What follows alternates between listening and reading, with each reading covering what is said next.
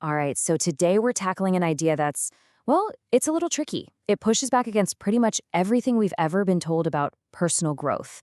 We're going to break down a text that claims the very thing we think is going to save us, our constant desire to improve, is actually the problem. Okay, let's get into it.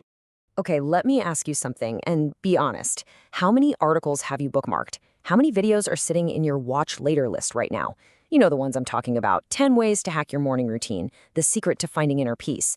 We collect these things like they're treasure maps, always thinking we're just one click away from finally fixing everything. You know that feeling? It's like this constant low-level hum in the background of our lives. This nagging sense that we're not quite complete. Like we're a puzzle, and there's just one crucial piece missing. We always feel like we're on the verge of arriving. Just one more book, one more podcast, one more breakthrough, and then, finally, we'll be the person we're supposed to be. And then, bam, the source material just drops this on us. And this is the core idea, and let's be real, it's kind of infuriating to hear at first. It doesn't offer you a new technique or a better map. It flips the whole table over and says the search itself, that constant need to get better, that's the problem. It's like saying that searching for the missing puzzle piece is the very thing keeping you from seeing the whole picture. Okay, so to really unpack this, we gotta start at the very beginning, with the fundamental belief that fuels this whole self-improvement machine. The source calls it the myth of absence. It's this deep-down belief that something really important is missing from us. And here's the thing. It's based on logic that's so simple, it's almost invisible. Seeking presumes absence. I mean, in the physical world, this makes perfect sense, right? You look for your keys because, well, they're not in your pocket. You look for food because you're hungry. It works. The trouble starts when we take that exact same logic and apply it to our inner selves.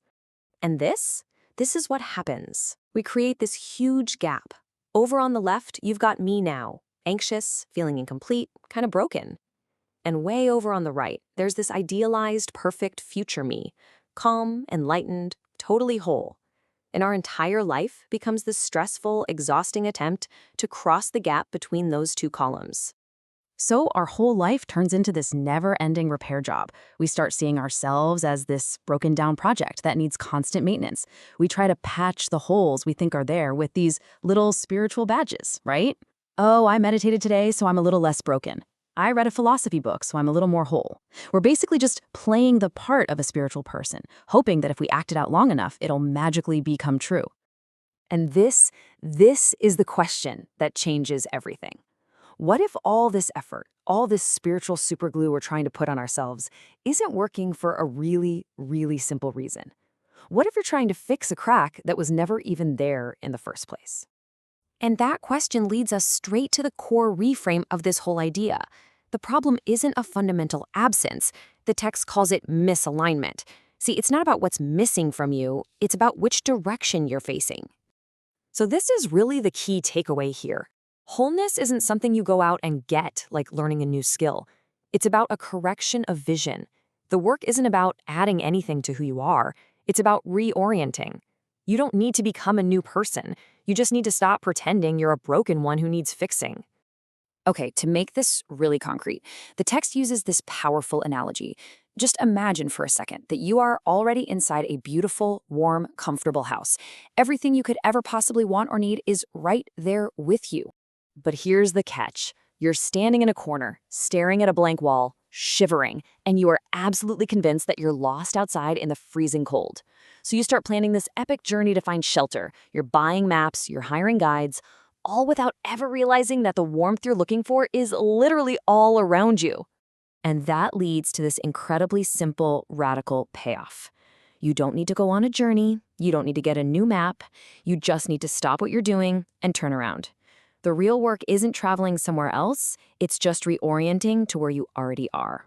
Okay, so if the answer is that simple, why is it so ridiculously hard to do? Why do we spend our entire lives staring at that wall? Well, the text argues it's because the act of seeking has become this really powerful defense mechanism. Now get ready for this, because it's a bit of a paradox. We seek in order to avoid finding. I know, it sounds totally backward, but the source calls this refined avoidance. The constant motion of searching, of always being busy trying to get there, actually prevents us from being still enough to see where we already are. I mean, Think about it. As long as you're the noble seeker on this heroic quest for enlightenment, you get to live in a fantasy about the amazing person you're going to be someday. Seeking is a brilliant buffer. It's a delay tactic. It lets you avoid having to make direct contact with your actual, messy, imperfect, ordinary life right now. Because if you stop seeking, you have to face who you actually are.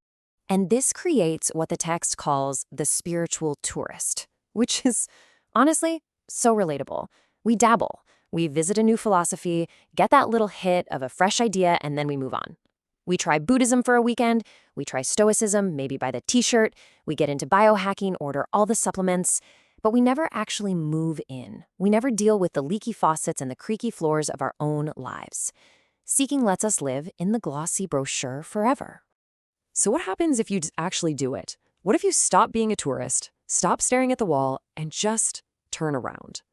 Well, the text is super clear that this happens in two very different phases. The lightning flash of revelation, and then the slow, slow burn of integration. The best way to get this is with the ceiling fan analogy. The revelation, that moment you get it, is like someone flipping the switch. The power is cut. It's instant. You see the truth. But integration, that's the blades. Even with the power off, they keep spinning for a long, long time just for momentum. Your old habits, your anxious reactions, your defensive patterns, those are the spinning blades. And this is where the big fear kicks in for a lot of us. Let's call it the couch potato enlightenment theory. We think, okay, if I truly accept that I'm already whole, if I stop trying so hard to be better, won't I just give up? Won't I lose all my ambition and just become a lazy couch potato? But the source argues the complete opposite happens. Just think for a second how much energy it takes to constantly manage your self-image, to worry about your progress. It's an exhausting full-time job. When that job is suddenly gone, all of that energy is freed up. When you stop filtering everything through the question, what does this say about me, you can finally see the world clearly. Your responsibility to others actually gets deeper because you're finally truly present with them. So, just to be clear, this isn't about giving up. Not at all. It's about a fundamental shift in what the work actually is. It's no longer about finding something new, but about learning to live in alignment with what you've already seen to be true. And according to the text, this new way of being rests on three pillars. First, silence, which is about quieting that constant internal chatter of the seeker. Then truth, which is just a fierce commitment to what's actually happening, not the stories we tell ourselves about it. And finally, constraint. Now, this is the really counterintuitive one.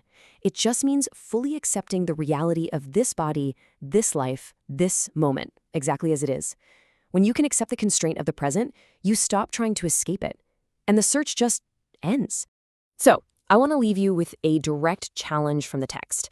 Just take a look at your own personal me project list. You know, the habits you're building, the books you're reading, the goals you're chasing to become smarter or calmer or better. And then just ask yourself this one simple question. If you weren't doing this to fix a flaw or to get to some imaginary future destination, would you still do it? Because the final liberating message here is this. The scavenger hunt is over. You can stop frantically looking. The prize you've been searching for has been right here the whole time. You just have to be still enough for long enough to finally notice it.